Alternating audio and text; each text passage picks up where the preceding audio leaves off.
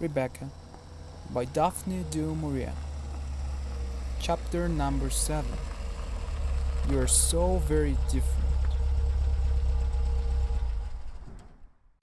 When I heard the sound of a car in the drive, I stood up in sudden fear. Beatrice and her husband had arrived. They were earlier than I expected, and Maxime had not come back. I couldn't meet them by myself. I ran quickly out of the morning room. I took a door to the left. I was in a stone corridor. A servant stared at me in surprise. I hurried up some stairs, hoping that I could find my way to my bedroom in the east wing. I could stay there until Maxime came back. Somehow I lost my way, but I went on and came to a wide staircase. I went up it. All was quiet and dark. I was in a corridor with doors on either side. I walked on, and at last I came to a long window. I looked out. Below me I could see green lawns and the sea. The sea was bright green, with white-topped waves. It was closer than I thought, much closer. I knew then that I had walked right round the house. I was standing in the corridor of the west wing. Yes, Mrs. Danvers was right. You could hear the sea from here. I was glad that my rooms were in the east wing. I loved the quiet beauty of the rose garden. The sea was too near here. As I turned to go back to the stairs, I heard the door open behind me. Mrs. Danvers stood there. We stared at one another for a moment without speaking. I lost my way, I said. I was trying to find my room. This is the west wing, she said. Did you go into any of the rooms? If you wish to see them, please tell me. I could show them to you now. I shook my head. No, thank you, I said. I must go downstairs. As I began to walk towards the stairs, Mrs. Danvers followed me. If you want to see the rooms in the west wing, I can show them to you at any time. It's very kind of you, Mrs. Danvers, I said. I will let you know. Mrs. Danvers walked beside me.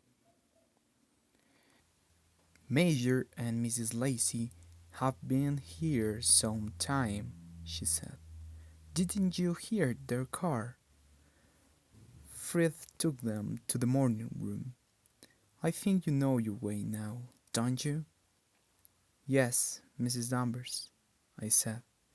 I knew then that she had been watching me, laughing at my fear. As I went into the drawing room, I looked back. Mrs. Danvers was still watching me from the top of the stairs. I could hear the sound of voices from the morning room. I stood for a moment and then walked in. Here she is at last, Maxime said. Where have you been hiding? Here is Beatrice, and this is Giles, and this is Frank Crowley, our agent. Beatrice was tall, broad-shouldered, and very much like Maxime. She shook hands with me and said to Maxime, She is quite different from what I expected, not like your description at all. Everyone laughed, but they seemed friendly. Giles was a big, heavy man. His eyes smiled at me from behind his thick glasses. Frank Crowley was a thin man with a pleasant, worried face. Maxime had told me how hard Frank Crowley worked for Manderley. The men began to talk together, and I had to answer Beatrice's questions. "What do you think of Manderley?" she asked me. "I haven't seen much of it yet," I said. "The house is beautiful, of course. I haven't seen the gardens, but I'm sure I shall never get tired of them. I love walking. I can swim too, when the weather is warmer." "My dear, the water is always far too cold here," said Beatrice. "I don't mind that. I love swimming. Is it safe to swim in the bays?" Everyone stopped talking. I realized what I had said. Rebecca had been drowned in the bay. I couldn't look at Maxime. I bent down to stroke the dog's head. Then, thank God, Fritz came in to say that lunch was ready. Beatrice walked with me through the hall. "You know," she said, "you're much younger than I expected. Tell me, do you love Maxime very much?" Beatrice looked at my surprised face and laughed.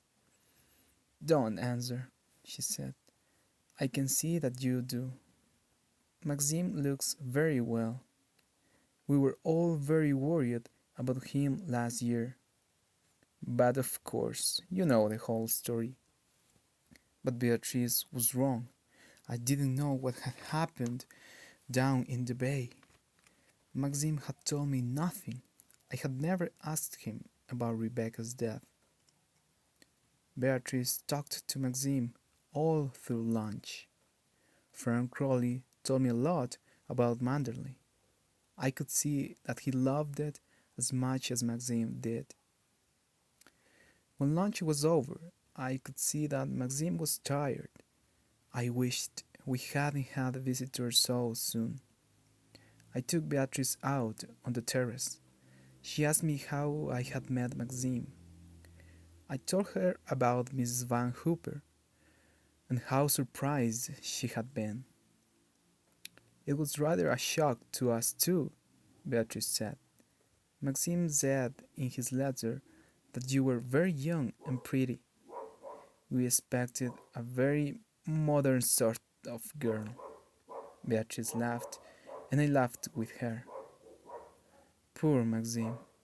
He had a terrible time," Beatrice said. "Let's hope you have made him forget all about it. He loves Manderley so much, but you never know what he is thinking. How do you get on with Mrs. Danvers?" I was surprised by Beatrice's question. "She frightens me a little," I said. "She may try to make things unpleasant for you," Beatrice went on. "She's very jealous, of course. She must hate you being here." "Why?" I asked. "Why must she hate me being at Manderley?" "My dear child," Beatrice answered slowly, "I thought Maxime had told you. Mrs. Danvers adored Rebecca. She still does." At that moment, the men came out of the house. A servant brought rugs and chairs, and we all sat under the great tree on the lawn. I hoped everyone would go soon. I wanted to be alone with Maxime. I was sitting on a rug, leaning against Maxime's chair. I listened to the others talking. The afternoon was sleepy and peaceful. Everything was quiet and still. Even the sea seemed far away. This is what I wanted, I thought. This is how I thought life at Manderley would be. This moment was safe. It could not be touched. Here we sat together, Maxime and I, hand in hand. The past and the future didn't matter at all. At this moment, I wasn't afraid. The moment passed. Beatrice stood up. "We must be going," she said. "We got people coming to dinner." We all got up and Giles looked up at the sky. "I'm afraid we're going to have some rain," he said. We all walked slowly back to the drive. Beatrice took my hand, then she bent down and kissed me. "Forgive me if I asked you a lot of rude questions, my dear. As I said before, you are not what we expected. You're so very different from Rebecca." As we reached the car, the sun went behind a cloud and a little rain began to fall. Maxime and I watched the car drive away. We turned and walked back into the house. End of chapter 7.